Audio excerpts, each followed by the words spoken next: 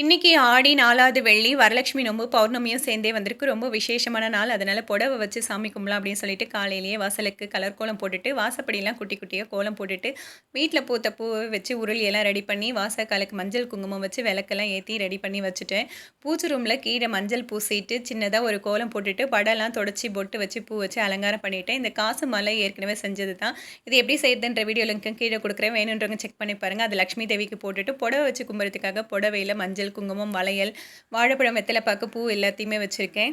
ஆடி வெள்ளிக்கிழமையும் ஆடி கிருத்திகையிலயும் மாவிளக்கு போடுறது வழக்கம். அதனால மாவிளக்கு செஞ்சிருக்கேன். ஒரு சிலருக்கு மாவிளக்கு சரியா வராது.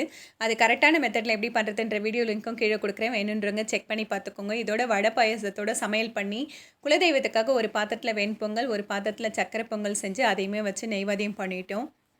எங்களுக்கு வரலட்சுமி நோம்பு கிடையாது. குலதெய்வ வழிபாடும், புடவ வச்சு கும்பிடுறத மட்டும் தான் நாங்க பண்ணுவோம். இன்னைக்கு லக்ஷ்மி பூஜையும் சேர்த்தே பண்ணியாச்சுங்க.